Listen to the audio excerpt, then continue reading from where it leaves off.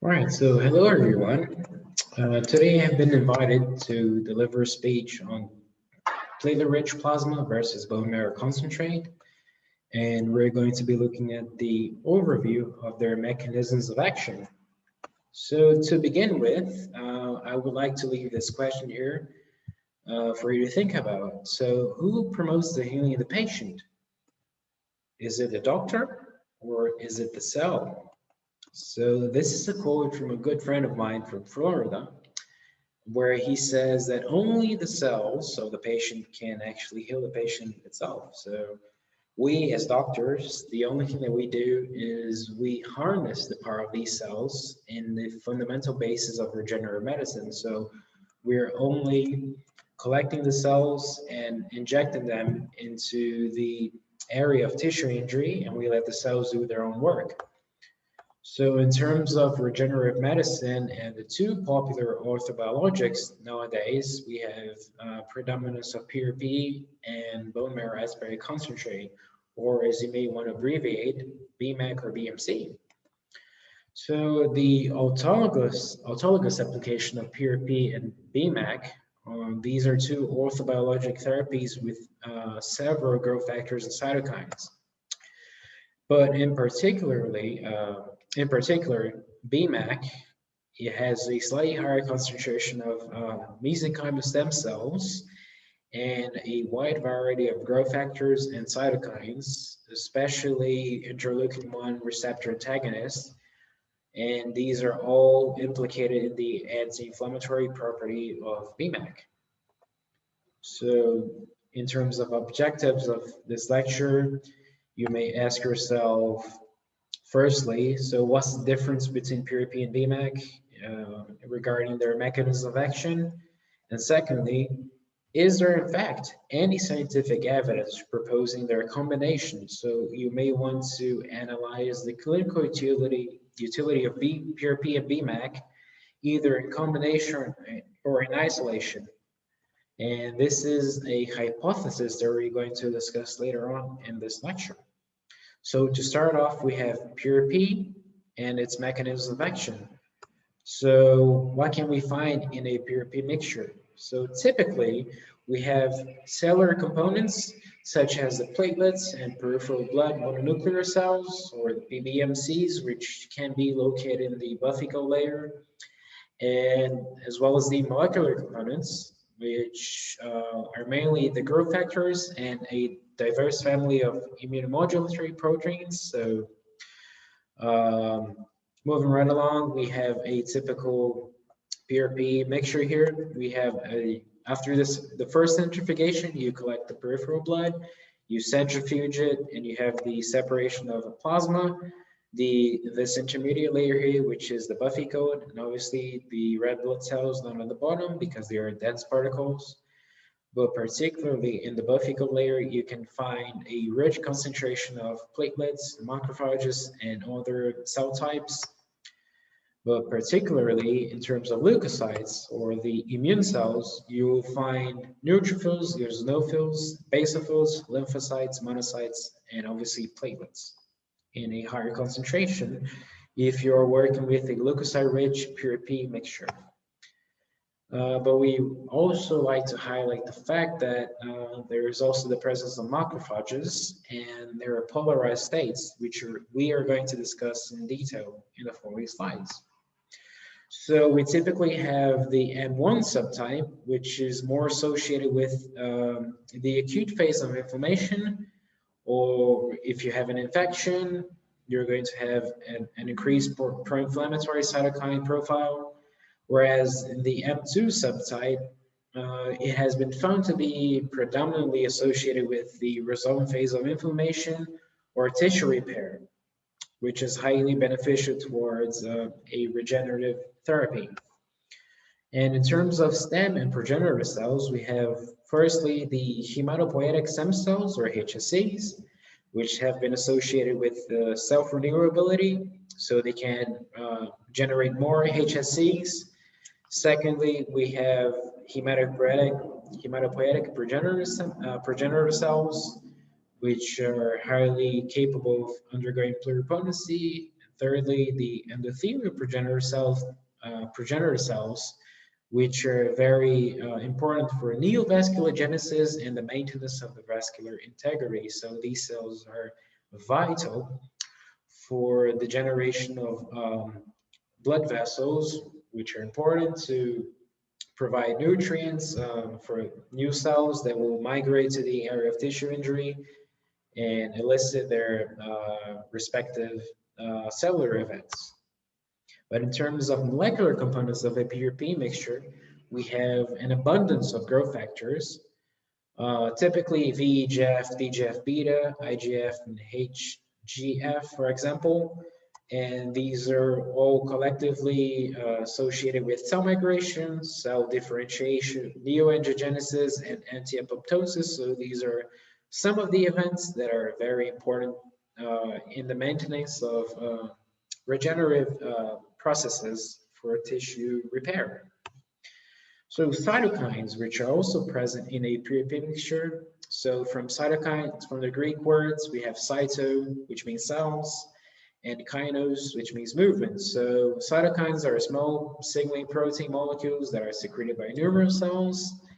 And these typically pertain to the category of signaling molecules, which all participate in intercellular communication. So these cytokines can either act in a paracrine or autocrine fashion. So that means that the cell can secrete these cytokines and they can signal the cell itself, or they can send these signals from further away to other areas of the body and signal other cells. And this is a chapter that I highly recommend because it discusses the platelet-derived microparticles. So that goes it analyzes microvesicles, which are also important for cell-to-cell communication. So if you want to check that out, please do so.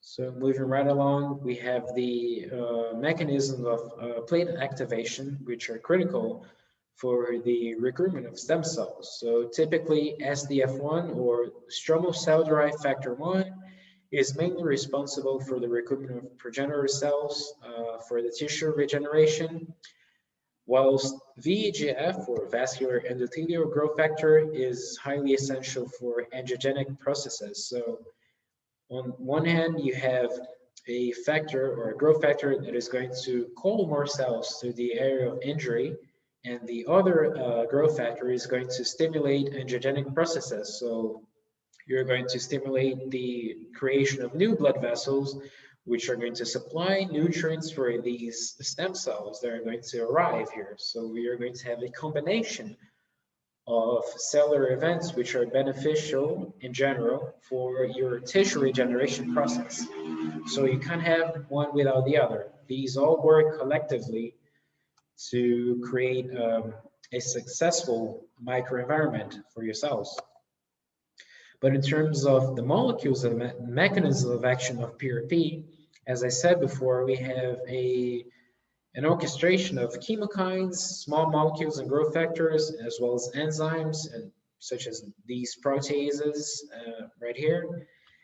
But it has been found that the combination of these proteins, enzymes, and factors, they all work together to create new tissues such as cartilage and bone, and they also stimulate the endothelial cells, monocytes, and possible circulating mesenchymal stem cells in the walls of blood vessels.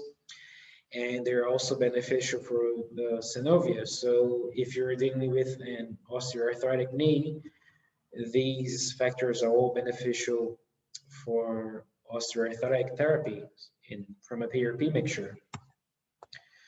But we like to think of PRP as a milieu of bioactive factors. As I said before, PRP is much more than just a growth factor therapy. There are many things that work together to elicit positive responses in inflamed tissue. So that is just something to keep in mind. But moving right along in terms of the mechanisms of actions of PRP, in summary, after the first centrifugation of the whole blood that you collect, you have the separation in PPP, so platelet poor plasma in the upper layer, Down at the bottom, or the intermediate layer, you have a rich concentration of platelets and leukocytes. And down at the bottom, you have red blood cells because they're heavier particles and they will settle at the bottom of your tube that you centrifuge. But PRP has been found to be highly effective to target inflammation, which is the basis of regenerative medicine for many tissue injuries. And they have been found to be effective against the assessment of anti-inflammatory drugs such as NSAIDs and corticosteroids. So, as I said before, since we have a population of macrophages, the M1 and M2, where you have the macrophage type 1 being more associated with pro-inflammatory responses with the acute phase of injury, and the M2, which is more associated with anti-inflammatory properties and tissue repair. So this is just something to keep in mind when you consider PRP therapy. We also published articles on this topic at the Journal of Clinical Orthopedics and Trauma. This is another article that we published discussing the same topic. We also have a book that we wrote a while back, which is describing PRP therapy in more detail. So if you want to check that out, please do so. But there's also the implication of terminologies, nomenclature, and PRP classification systems, which is important. So we wrote an article in 2017 where we proposed a new classification system for PRP therapy, which is named MARSPO. So as we can see from this diagram here, let me just put it on the screen. So MARSPO, so M for method, are you going to use a manual or automated machine method? Are you going to activate your mixture with physical methods or a chemical method? So are you going to add calcium chloride to activate your PRP? You have the presence of red blood cells. So is this going to be a PRP rich or poor in red blood cell content? How many spins are you going to add? So are you going to centrifuge it 1 time or 2 times? You have the importance of the platelet numbers. So from 2 to 3 times the basal value, 4 to 6 times, or maybe even 6 or 8 times above the basal value. Are you going to guide this procedure with ultrasound or another image guidance method? And you need to consider the leukocyte concentration. So as I said before, you have the buffy-coat layer in the PRP mixture. So are you going to collect it or are you going to leave it out? And lastly, are you going to use photobiomodulation? So are you going to use light activation to activate your PRP mixture or not? So these are the variables that we proposed in our classification system a while back. And there is also a study, or clinical study, that utilized the MARSPO classification. So if you want to check that out, please have a read. And there has also been an attempt to optimize the protocol for a PRP preparation. This is a study that attempted to optimize the protocol. How did they achieve that? So firstly, we have to consider that you're going to prepare a leukocyte-rich PRP gel from a range going from 6 to 8 times above the baseline, and you may choose to mix that with hyaluronic acid or not. If you consider a medium molecular weight, and you should homogenize the sample for 20 minutes. Secondly, you should consider also the cold bath at 4 degrees Celsius, which has been found to also activate the platelets. Thirdly, you can choose to put this PRP mixture in a lead bath for 20 minutes. So you're utilizing lasers and the principles of photobiomodulation. Fourthly, you can also choose to activate it with a chemical method, such as a 10% calcium chloride mixture. And lastly, you can also choose to submit the sample to a freeze and thaw cycle. So you freeze it and then you thaw it in a water bath multiple times, which has also been found to activate your PRP and generate a scaffold effect. But anyway, in general, We like to think of a PRP as a holy trinity. I'm sorry for the term, but this means that PRP generates significant anabolic effects from the growth factors that are present in there. It has also the potential to mediate inflammatory reactions, so it can control a highly inflamed tissue. And lastly, it has also been it has also shown a significant scaffolding effect. So the fibrin content in a PRP mixture is able to provide a three-dimensional structure for cells where they can adhere to and elicit their positive responses in any determined tissue injury. All right, so now we are going to discuss bone marrow aspirate concentrate. So firstly, we're going to look at bone marrow biology. So I don't know, many of you may know that the bone marrow is a highly dense and viscous material. It is a very potent orthobiologic for many musculoskeletal disorders, and it is also a rich source of many cells and molecular components. So to begin with, we have mature cells such as the erythrocytes, leukocytes, and platelets. Immature cells, and I highlighted the attention here to hematopoietic stem cells and mesenchymal stem cells, which are the focus of this therapy. But we cannot forget, of course, the involvement of growth factors and cytokines, such as these ones that I inserted here in this slide. But moving right along, I would like to highlight the fact that even though there is the presence of stem cells or progenitor cells in a bone marrow sample, it is important to note that it is found in a very small concentration. So if you look over here, it is actually a small number. So approximately 1 to 10,000 cells in the bone marrow. You have 10,000 mononuclear cells to 1 stem cell. So it is a very low number. It's just something to keep in mind. But in terms of the bone marrow aspirate concentrate properties, we have the holy trinity or the therapeutic triad, as we like to call it. We have the induction of a matrix. So you have the three-dimensional structure for the cells to adhere to. You have the presence of progenitor cells where they can adhere to this scaffold and elicit their properties so they can proliferate and differentiate into special cells. And there's also the involvement of growth factors, so they can, as I said before, the autocrine and paracrine fashion, so they can stimulate the cell itself or stimulate cells further away in the body to elicit other diversity of responses. But in terms of a BMAC procedure, you can typically aspirate it from the posterior iliac crest or the anterior iliac crest. You transfer it to a vacuum tube, you centrifuge it, and you get this result here. But anyway, since we're talking about stem cells, many of you may know that a stem cell is able to self-replicate, to differentiate itself into multiple tissues. It can also replenish that cell, so it fights apoptosis in a determined way. And these are all positive features to reduce inflammation. So if you're dealing with an osteoarthritic tissue, for example, and you are dealing with stem cells, this can be highly beneficial as in terms of a therapeutic alternative to fight the inflammation of that tissue.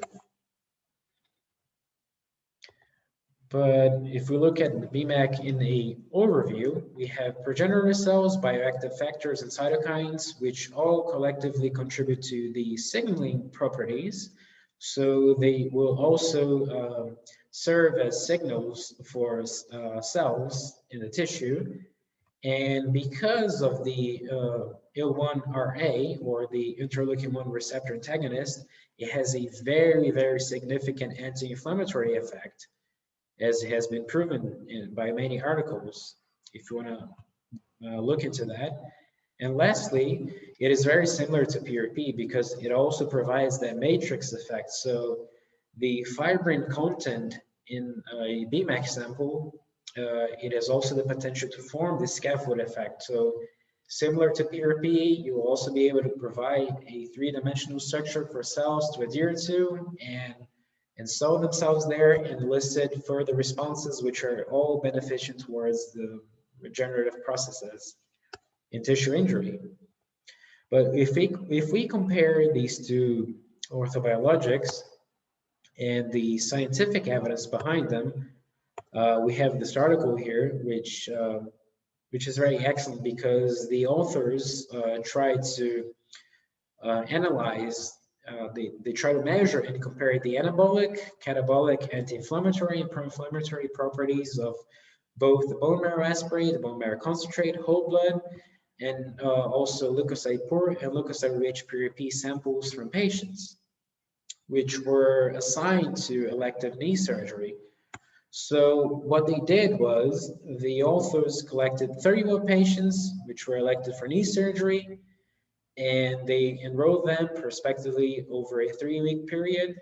They collected whole blood, BMA from the iliac crest, and they processed the samples for using centrifugation and manual extraction methods. And they created also leukocyte rich and leukocyte poor PRP and bone marrow concentrate, respectively. And they also performed cell assays to analyze these samples to look for the growth factor and cytokine concentration. And what they found was that particularly the bone marrow concentrate displayed a significantly higher concentration of IL-1RA than all the other blood samples analyzed. Secondly, leukocyte-rich PRP displayed also a significantly high concentration of IL-1RA in comparison to leukocyte-poor PRP. Thirdly, they didn't observe any significant differences in IL-1RA concentration based on variables such as age, gender, or body mass index, for example. But they noticed that BMC had a significantly high concentration of leukocytes and monocytes in comparison to the other samples analyzed. Fourthly, leukocyte-poor PRP had a significantly high concentration of MMPs. So these are enzymes which are predominantly catabolic, and they have been found to be detrimental to chondrocytes. So if you're dealing with osteoarthritis, you're going to find a high concentration of these metalloproteinases, whereas BMC had a significantly lower concentration of MMPs than all the other preparations. And lastly, leukocyte-rich PRP, although it had a high concentration of MMP1, it also had a high concentration of growth factors such as PDGF, or platelet-derived growth factor, which is beneficial for tissue injury in comparison to the other methods. So that is just something to keep in mind when you talk about these two orthobiologics. But in overall, they noticed that BMC was a clinically relevant source of anti-inflammatory biologic therapeutic that may be more effective for the treatment of osteoarthritis if you consider that it is used in an intra-articular method that can augment healing in the post-surgical inflammatory and healing phases due to its significantly higher concentration of IL-1RA in comparison to leukocyte-rich and leukocyte-poor PRP. But we would also like to highlight the fact that in cases where the vascularity and healing are desired for pathological and injured tissues, leukocyte-rich PRP may be slightly better due to its higher overall concentration of PDGF, TGF-beta, EGF, and VEGF. So this is just a little comparison between these two orthobiologic therapies to keep in mind. There is also this excellent article here that highlights the fact that IL-1RA is an agent that is highly beneficial to the inflammatory processes in terms of cell signaling. So it can activate monocytes, induce fibrillous proliferation. It can activate chondrocytes and activate osteoclasts. So these cellular events in the collective sense are all beneficial for a regenerative process.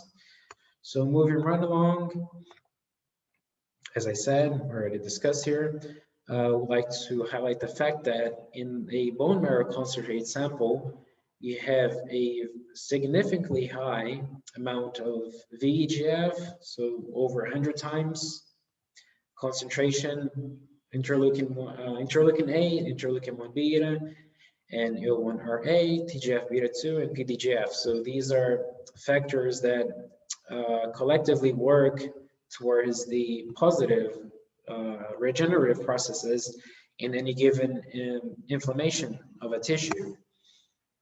There's also this book chapter that was published a while back in 2018, so it's relatively recent, but it is more inclined towards the biological treatment of spine disorders. So if you want to check that out, it will describe these orthobiologics in great detail, so please do so. We also have a more recent book chapter, which was published in 2019. So it describes bone marrow concentrate in more detail. So it's going to look into a lot more detail than what I'm talking about in this lecture, but if you want to check that out, please do so. That's the book that we're talking about in detail.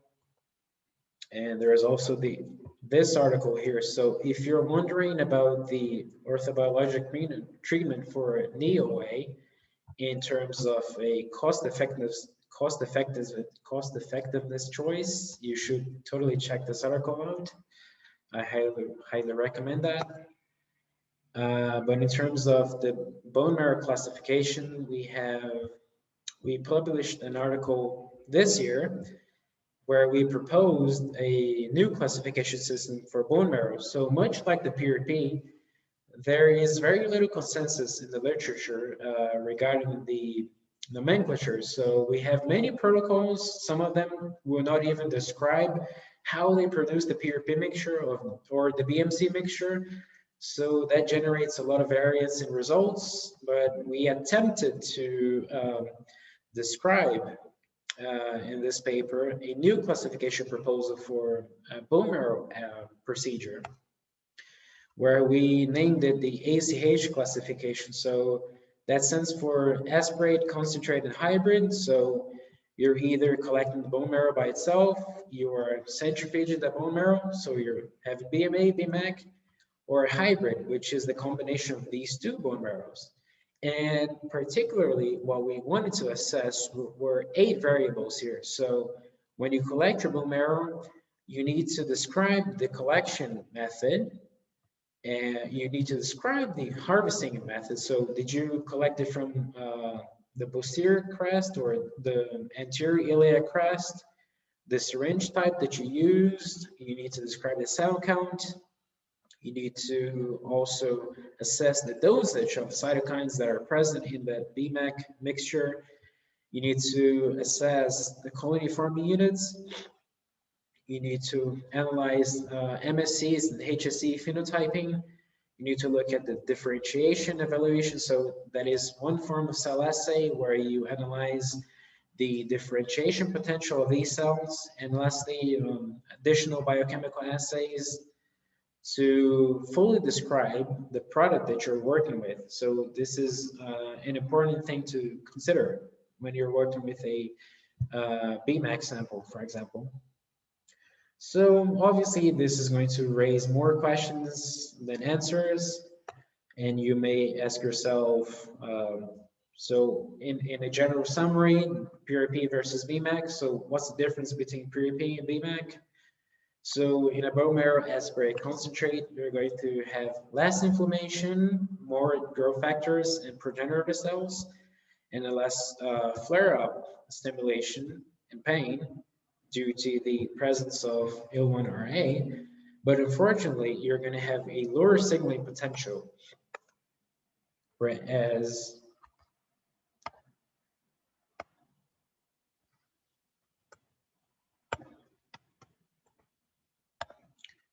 Sorry. Whereas in you may ask yourself if there is any scientific evidence to use both in combination. Yes, of course. There are many in vitro and in vivo studies that present significant evidence which support the combination of these therapies to further optimize your results. But it is important to note that before you consider a clinical therapy with PRP and BMAC, you need to know exactly what you're working with. So you need to understand the components that you have in this sample and their respective concentrations. So you know you can predict your results and exactly what is going to happen to the patient. So moving further along, we have a initial hypothesis here. So if we think about the bone marrow application, it is kind of similar to a fracture hematoma. Why do I say that? Because, well, when you break a bone, you have the initial hematoma formation, you have the stimulation of fibrocartilage because you have the invasion of blood vessels, and these are going to provide nutrients for cells. You have the chemokine action, which is going to stimulate recruitment of stem cells, which are further away from the tissue. They're going to migrate into the area of tissue injury, elicit their responses, and over time, you're going to replenish the initial tissue. So in the case of a bone fracture, you're going to end up having a bone remodeling process. And application of bone marrow is exactly, it is very similar. So it mimics the natural biologic event. So it is pretty much like a bone healing procedure. In moving further along in detail, if we think about a combination of these two therapies, we have PRP and bone marrow. So if you have a PRP gel formation, which is rich in both leukocytes and macrophages, as well as the fibrin chain from the PPP mixture, which is rich in activated biofactors, you have a combined effect. So you have the rich source of stem cells from the bone marrow, you have a scaffolding effect, and you have the growth factor signalization. So you will stimulate the cells to elicit their proliferation, differential responses, and the scaffold structure, which will allow them to proliferate and do what they need to do in the tissue. But if we compare them, these two, we know that PRP and BMAC have a sort of synergistic effect. So if you combine these two, you have a greater regenerative process effect. So in synergism, you're going to have a positive growth effect in tissue injury. I would like to introduce quickly here a clinical case of a diabetic foot. So this is the patient that we had to treat. He unfortunately suffered an injury. But before we begin, I would like to discuss that we have to prepare the soil before we implement regenerative procedures. So in the case of a diabetic patient, we have to control glycation, and in doing so, we're going to halt the meta-inflammation, which impacts macrophage type 1 to macrophage type 2 polarization. So this is very important before you attempt to treat a patient which is suffering from diabetes. You have to look out for these features. So this is our patient. He was 68 years old. He still is because he's alive. So he was 68 years old back in 2018 when we treated him. He was unfortunately diagnosed with diabetes type 2, so he became insulin dependent. He was suffering from 2 years of chronic inflammation after he suffered a sprained ankle, which caused a hematoma and a small hemorrhagic blister.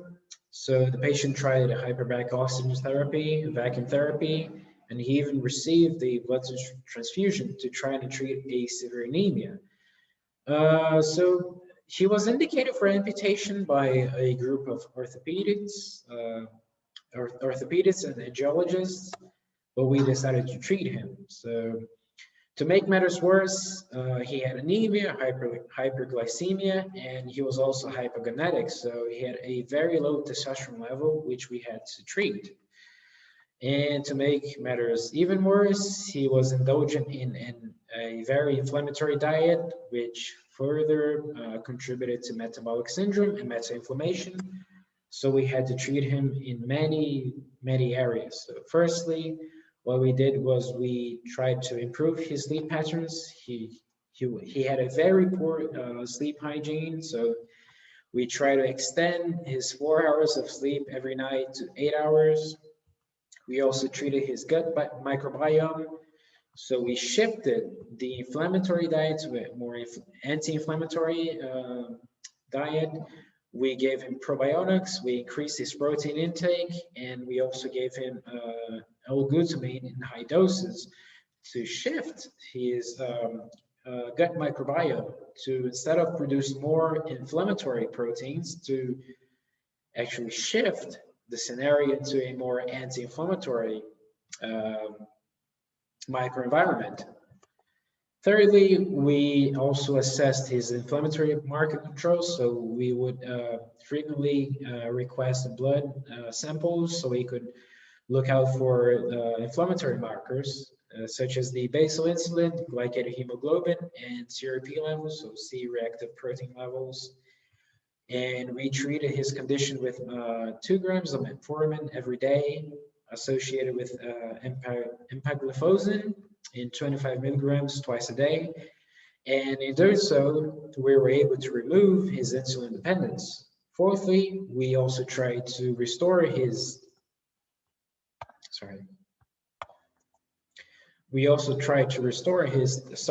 testosterone balance with a hormone replacement therapy intramuscularly. So we administered 200 milligrams of testosterone cypionate every week, along with 50 milligrams of nandrolone weekly as well.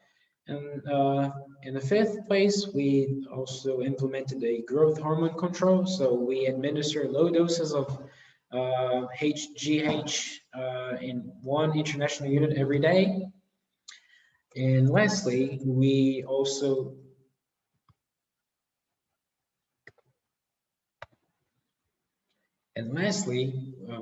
tried to treat him with intravenous therapy. So in terms of nutrient supplements and antioxidants, so we administered glutathione for 2 grams every day over 2 weeks, and also 1.2 grams of oral N-acetylcysteine to his system.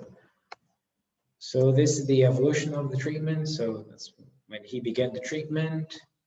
Over a set of weeks, he started to further enhance the healing of the tissue, and this is where it ended. So we can see that the wound closed significantly with this preparing the soil treatment.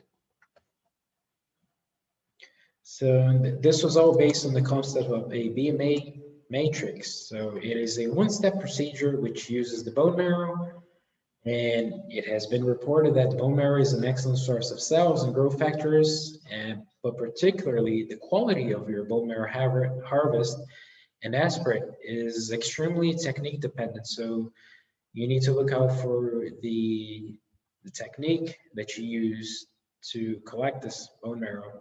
But because of the megakaryocytes and platelets, BMA is prone to clot. So and unfortunately has been considered a complication, and many protocols have tried to avoid or degrade the clots, but there is a rationale behind the use of BMA clot for tissue engineering strategies. And the mechanism of action behind the BMA clot is that it is very similar to the fracture hematoma, as I spoke earlier, because in terms of coagulation, so you have the clot formation, you will immediately stimulate the extrinsic coagulation pathway mediated by the tissue factor, which will form the fiber matrix. So Immediately after that, you have immunologic activity. So the tissue is going to release interleukin-6 and TNF-alpha, which is going to lead to an inflammatory response, and this is necessary to drive the whole healing cascade towards regenerative, the resolution phase of the coagulation cascade. So this is all linked to immunomodulation. And thirdly, we have the plate and leukocyte activation, which boosts the production of and release of growth factors. So in general, if we were to summarize the whole process, you have one, BMA clot is important for the provision of a temporary scaffold for MSC. So you have a clot and you have the MSCs from the bone marrow. They're going to adhere to that three-dimensional scaffold. Secondly, you're going to elicit the migration, proliferation, and differentiation response. And lastly, this whole process stimulates other biological cascades, which is going to lead to bone formation and bone remodeling in the case of a fracture, for example. So this is an image of the patient. After 3 sessions, he was able to elicit a significant healing response. We have published a BMA clot proposal in the Journal of Clinical Orthopedics and Trauma, if you want to have a look. And this is it. So we would like to thank our colleagues for having invited us to this presentation. And that is it. We will see you next time. Thank you very much.